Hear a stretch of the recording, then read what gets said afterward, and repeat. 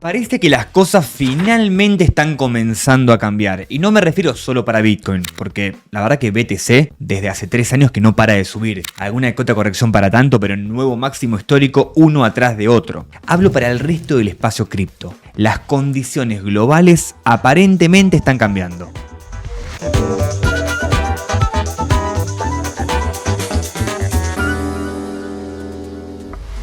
¿Qué tal, chicos? Soy Kamanus y como dije en la intro, les quiero empezar a mostrar un poquito lo que está sucediendo porque no todo es tan malo finalmente. Ya lo hablamos mucho en este canal igual, ¿no? Recuerden que cuando una noticia es mala pero no es fundamental, la noticia en un día termina y cuando termina eso es bueno. Y si el cambio no fue fundamental sino que fue coyuntural, todo eso que bajó por un FUD se convirtió en una oportunidad de compra para cuando sube. Siempre hay que tener en cuenta esto, ¿no? ¿Qué es fundamental y qué no? Y lo que no es fundamental es solamente ruido. Esa es la mejor forma de verlo a mi criterio, como siempre digo. Ustedes tendrán sus propias formas de analizar el mercado, de analizar las situaciones, así lo veo yo. Entonces, explicado esto y ya finalizado el conflicto Israel-Irán, por lo menos por ahora, me imagino que un conflicto que lleva tantos años no se va a terminar en 5 minutos, pero de momento, en lo que es nuestro presente, está finalizado. Y eso por supuesto que fue un catalizador alcista, porque uno de los motivos de incertidumbre fue removido. Pero, ¿cuál tomó protagonismo? O sea, ¿cuál era el motivo de incertidumbre protagonista justo antes de que sucediera el conflicto Irán-Israel? Eran los aranceles. Bueno, ahora que el factor principal de incertidumbre se fue, queda el siguiente. Y de ese voy a hablar hoy. Fíjense lo que dijo Jerome Powell ayer, quiero que lo escuchen, que es muy importante porque esto lo habló frente al Congreso. If you just look at the basic data and don't look at the forecast, you would say that we would have continued cutting. The difference, of course, is at this time, all forecasters are expecting pretty soon that some significant inflation will show up from tariffs. Now, and we can't just ignore that, but we're just saying let's wait and see more. That's all we're doing. And if you will have noticed, a substantial majority of the committee has written down rate cuts in the remaining 4 years, four meetings this year. So it's just a question of being prudent and careful. But at a time when the labor market is still strong, we don't see weakness in the labor market. If we did, that would change things. We're going to continue to adapt as the data adapt. But that is the difference between then and now. Then, inflation was forecasted to continue to come down. Here, it's forecasted to go up by all forecasters. So, and again, we're not overreacting to that. We're just saying, hey, as long as the economy's strong, we can take a little bit of a pause here. And that's what we're doing. And again, continue to adapt as the data comes in. If we see data that suggests that inflation's not going to produce big increases, that would matter. And if we saw the labor market weakening, that would matter too. But we don't see those things. En definitiva, lo que hace Jerome Powell con esto que dice es que él pone el motivo de no haber recortado tasas de interés a los aranceles de Trump, a que los aranceles generan un riesgo inflacionario y por eso no lo ha hecho, pero que por los demás factores lo podría llegar a realizar. De hecho, para enfatizar más sobre esto, Jerome Powell acaba de decir que si surgen acuerdos comerciales, eso podría permitirle a la Fed recortar tasas de interés. Por eso volvió a ser el protagonista este tema. El anterior se fue, que era el más inminente, ahora viene a ser este. El 9 de julio se termina el acuerdo de la pausa de 90 días a los aranceles. Si el 9 de julio no hay acuerdos comerciales, entonces, en teoría, los aranceles vuelven. Lo que le está diciendo Jerome Powell a Donald Trump es: cálmate con los aranceles, no sigas metiendo presión y yo bajo la tasa de interés. En otras palabras, hace acuerdos comerciales, que no se complique la situación y lo hacemos. Empieza a haber una retórica entre Jerome Powell y Donald Trump en la cual aparentemente se abre la puerta a recortar tasas de interés. Eso es lo que estamos viendo. Pasó de ni mencionarlo a no solo mencionarlo, sino que de forma frontal. Y seguramente lo dice porque sabe efectivamente que ya tiene que recortar. Porque han habido un montón de filtraciones de un montón de personas del board de la Fed que ya han dicho: creo que llegó la hora de recortar. Recuerden que si bien el presidente es Jerome Powell, es un board de gente la que vota. Es un conjunto de gente lo que compone lo que es la Reserva Federal Federal, no es solamente la decisión del presidente de la Fed. Entonces, que ya muchas voces pertenecientes a la Fed hayan dicho, miren, ya toca recortar, es significativo. Le meten presión interna a Powell. Entonces, esto es visto muy favorablemente por los mercados y de ahí viene que empezaron a subir. Por supuesto que cuanto más nos acerquemos al 9 de julio, si no hay acuerdos comerciales, más va a crecer una incertidumbre temporal, porque dicen, pará, van a subir los aranceles de vuelta, tenemos un problema. Así que esa incertidumbre va a estar. Sin embargo, estuve viendo y la mayoría de los gobiernos lo que esperan es que después de los 90 días se extienda el plazo de la excepción impositiva, o sea, de que no cobren aranceles. Aparentemente sí se está trabajando en acuerdos comerciales y podrían estar por llegar. El mercado continúa descontando que no va a haber un recorte de tasas dentro de 35 días, 35 sí, pero ojo que falta mucho. Van a pasar muchas cosas en el medio y esto podría cambiar. Todavía existe la posibilidad de que no sean 2, sino que sean 3 los recortes este año. Veamos cómo avanza. Mientras tanto, Donald Trump, y esto es de hace nada, esto salió hace 20 minutos, dijo que ya está entrevistando candidatos para reemplazar a Jerome Powell. Veámoslo y ahora les cuento qué quiere decir esto. You were criticizing the Federal Reserve Chair before coming to this summit. I think he's terrible. I was wondering if you've begun interviewing different candidates for the Fed pick. Yeah, I know within 3 or 4 people who I'm going to pick. I mean, he goes out pretty soon, fortunately, because I think he's terrible. We have no inflation. We have a tremendous economy. Hundreds of billions of dollars of tariff money is pouring in. Factories are being built because they don't want to pay the tariffs, so they're building them all over the country. I think we're close to $15 trillion. I told you 5.1 trillion from the Middle East alone, but of investment money coming in. There's never been anything like that in the history of our country. But we have no inflation. And we have borrowing because Biden, stupidly, they did short-term debt. So we have borrowing coming up. And, you know, we'll go 10 years, maybe longer, maybe shorter, but we'll go a long period of time when we do the debt. And because of him, because of this guy, we will have to pay for years. We'll be paying for him. And I said to him, listen, there's no inflation. He says, but maybe there'll be some. That's true. I said, if there is some, what you do is raise the rate. I'm okay with that. You raise the rate in 2 years from now or in a year from now.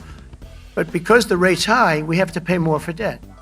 It's pretty equal. In other words, if it's 4%, it's 4%. If you drop it a point, you'll pay 3%. So it's fairly equal. Not necessarily, but fairly equal. So we're going to end up paying maybe 2 points or 3 points more. 3 points would be about $900 billion a year because of this very average mentally person. He's an average mentally person. I'd say low in terms of what he does, low. Low IQ for what he does, okay? Right. So instead of paying $900 billion, we don't want to pay 900 just because he doesn't want to lower the rate. I said, if there's inflation in 2 years or 3 years or 1 year from now, you raise the rate and you take care of the inflation, among other things. But he's probably a very political guy, I guess. I don't know. I think he's a very stupid person, actually. Fíjense que dijo, sí, estoy entrevistando a 3 o 4 candidatos para ocupar el puesto de la Reserva Federal y lo dice de frente. Creo que el trabajo de Jerome Powell es de terror. O sea, lo ataca. ¿Pero a qué se debe esto? No lo va a reemplazar despidiéndolo. Lo que pasa es que en menos de 11 meses Jerome Powell le termina. O sea, su mandato termina porque caduca. Ya está. Se cumple el tiempo donde él fue asignado. Y claramente no le va a renovar, sino que va a proponer una nueva persona. Esta nueva persona va a estar alineada con la forma de pensar de Donald Trump. Así que sabemos que dentro de menos de un año va a haber una política monetaria flexible seguro. Porque la persona que proponga Donald Trump va a ir en esa línea. Sin embargo, de acá a los 11 meses que quedan, lo que estamos viendo es que Jerome Powell abrió la ventana de oportunidad de flexibilizar. Quizá no a la velocidad o magnitud que propone o que quiere Donald Trump, pero sí ya abrió el paraguas, como que lo tiene que hacer. Así que es probable que lo termine haciendo. Entonces tenemos la flexibilización de Jerome Powell que aparentemente llegaría y en menos de un año va a empezar a descontar el mercado por expectativa, va a empezar a descontar que va a haber un cambio en la cabeza de la Fed, sin despedirlo, simplemente porque es como el presidente del país, tiene un término, cuando termina su mandato, se cambia.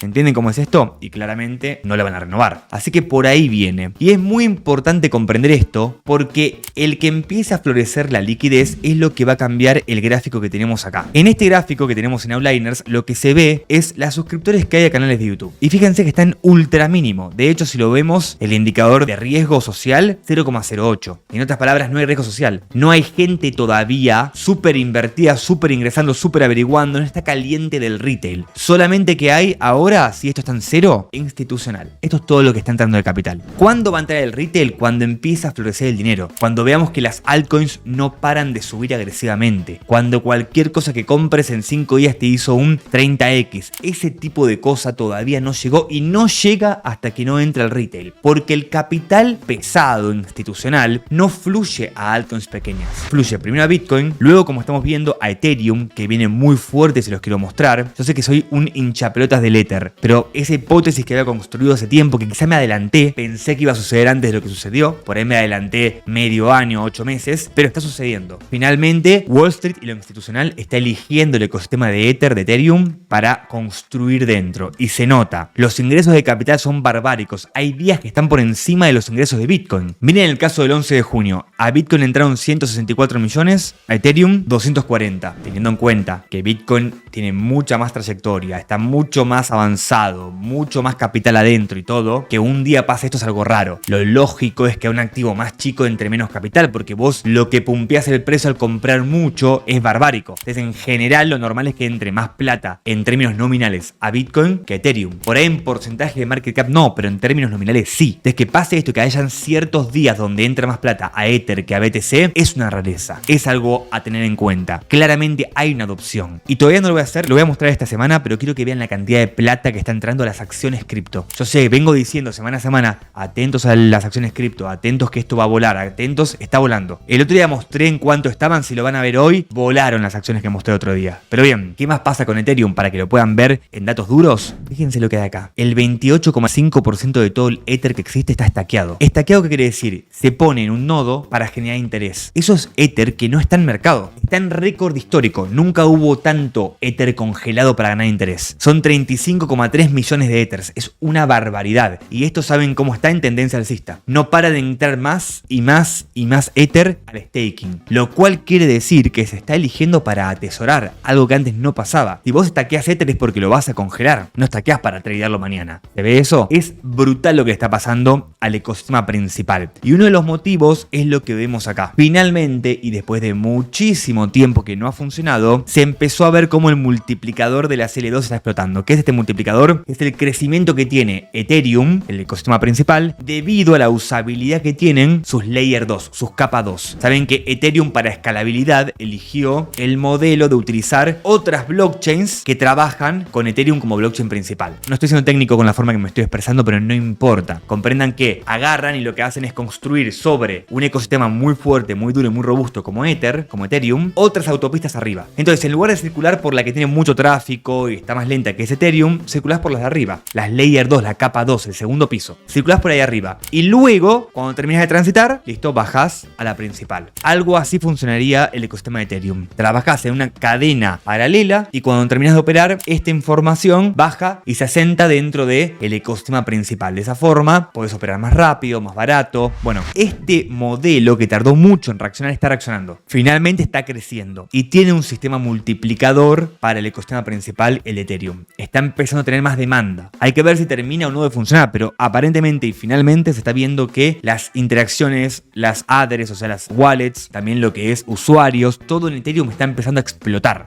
violentamente. Entonces, todo el ecosistema viene para arriba. Ingreso de capital institucional, ingreso de ballenas, actividad diaria, wallets diarias. Todo está explotando. Cantidad de Ethereum estaqueado. El ecosistema lo veo muy fuerte con la posibilidad de generar un supply shock. Todavía no llegó a tener una usabilidad tal de modo que sea deflacionario el token. Si vamos a Ultrasound Money, se los voy a mostrar para que lo vean. Lo que vemos es que el token está inflacionando en este momento. ¿Sí? El token ahora mismo se encuentra en una espiral inflacionaria. Cuando tiene mucha usabilidad, esto se revierte y se vuelve deflacionario. Un poquito el día que surgió el merge, expliqué que yo creía que va a encontrar un punto medio y que va a empezar a oscilar. Hay que ver si el punto medio lo encontró o no lo encontró. Vamos a ver cuando empieza esta actividad a reflejarse dentro de la red, si empieza a quemarse más o menos. Pero si lo comparamos, por ejemplo, con la inflación que tuvo Bitcoin desde que fue el merge, ven que casi no tuvo. Bitcoin tuvo muy poca inflación en los últimos 2 años y 284 días. Acá se puede ver, muy poca. Bueno, Ether tuvo ni el 10%, tuvo mucha menos. Entonces tenemos prácticamente la misma cantidad de Ether que hace 3 años, pero con mucha más liquidez en el mundo y mucha más adopción. Lo cual a mí me dice, inexorablemente, Ethereum tiene que llegar a un nuevo máximo histórico. Lo veo rezagado. Esa es mi opinión. Quizá me equivoco, quizás se cae a pedazos,